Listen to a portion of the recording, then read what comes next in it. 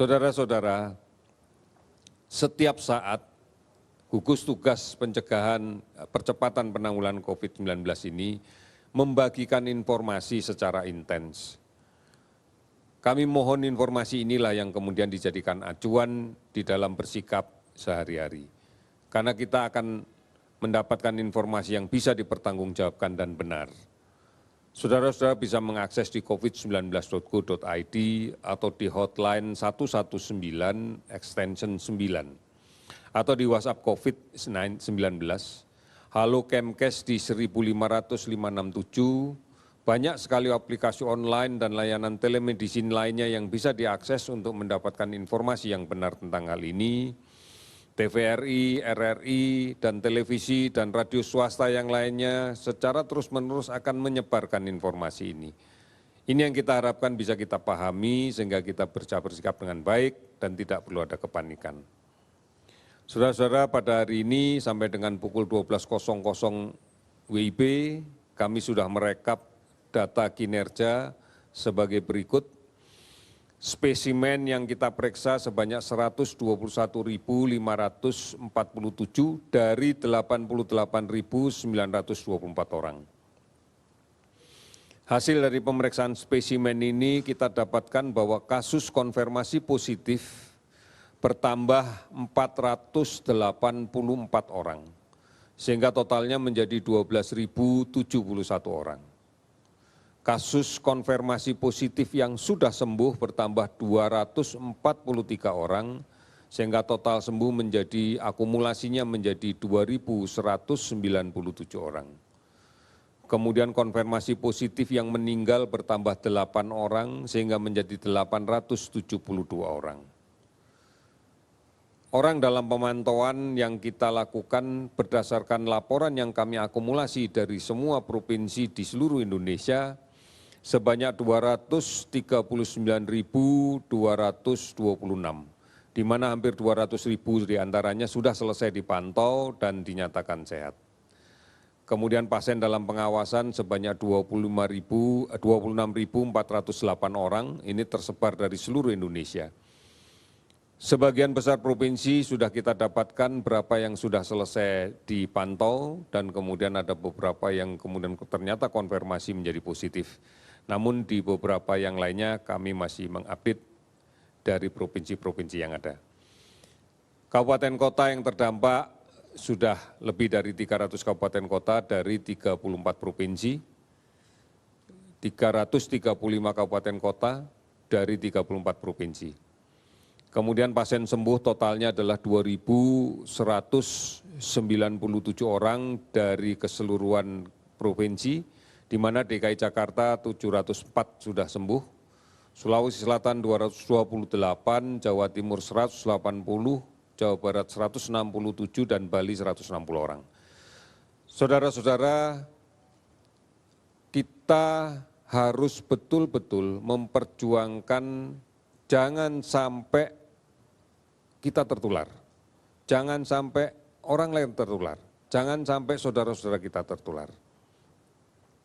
Karena kalau kemudian semakin banyak kasus yang tertular dan kemudian harus masuk rumah sakit, maka beban layanan rumah sakit akan menjadi semakin berat. Beban layanan rumah sakit menjadi semakin berat dan resource yang kita dibutuhkan juga semakin besar. Oleh karena itu kuncinya adalah bagaimana mencegah jangan sampai sakit. Bagaimana kemudian memutuskan rantai penularan ini agar tidak ada orang lain yang menjadi sakit. Ini hanya bisa dilakukan manakala kita bisa bergotong royong dan bersatu terus-menerus tanpa terputus untuk melawan COVID-19. Kita harus mensinergikan dari pusat sampai ke daerah, sampai ke desa, sampai ke RW, sampai ke RT, dan sampai di kehidupan keluarga kita masing-masing. Oleh karena itu, kita berharap inilah yang bisa kita lakukan. Kita harus mematuhi tentang ketentuan-ketentuan yang dilakukan oleh pemerintah.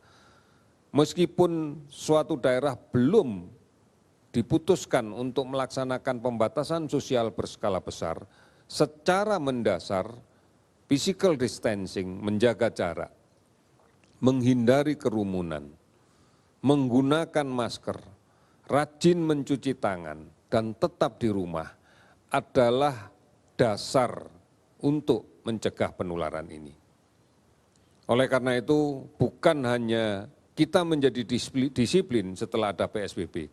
Jauh sebelum PSBB kita juga harus disiplin. Inilah yang menjadi kunci bagi kita. Oleh karena itu, mari saling mengingatkan, mari saling menerima saran, kritik, masukan dari siapapun orang yang berada di sekitar kita yang semata-mata berjuang untuk kemudian mencegah jangan sampai tertular dan jangan sampai menularkan virus ini.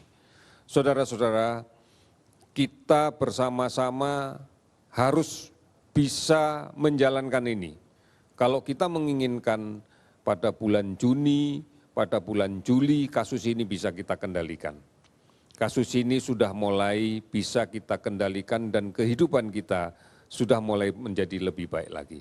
Pembatasan-pembatasan sudah bisa dikurangi. Komitmennya adalah di kita. Peraturan sudah cukup banyak, kebijakan yang dibuat sudah cukup banyak. Jejaring pengaman sosial sudah dilakukan. Oleh karena itu kuncinya tinggal satu, kepatuhan, disiplin, komitmen yang kuat. Dan itu tidak bisa dilaksanakan oleh sebagian, sekelompok. Tetapi harus dikerjakan oleh semua secara bersama-sama, bergotong royong untuk melakukan ini. Oleh karena itu kita berharap bahwa di bulan Agustus kita sudah bisa menjalankan kehidupan menjadi lebih baik lagi, sudah bisa menjadi kondisi normal yang baru dalam artian bahwa kita sudah memiliki kehidupan yang berdisiplin. Disiplin untuk mencuci tangan misalnya, disiplin untuk mengikuti pola hidup bersih dan sehat. Maka dengan cara seperti inilah maka kita akan bisa menyelamatkan diri kita, menyelamatkan keluarga kita, menyelamatkan tetangga kita, menyelamatkan lingkungan kita, dan menyelamatkan bangsa ini. Saudara-saudara, kita yakini kita bisa melakukan itu. Kuncinya adalah kita bersama. Kuncinya adalah gotong royong kita. Kita pasti bisa. Terima kasih, selamat sore.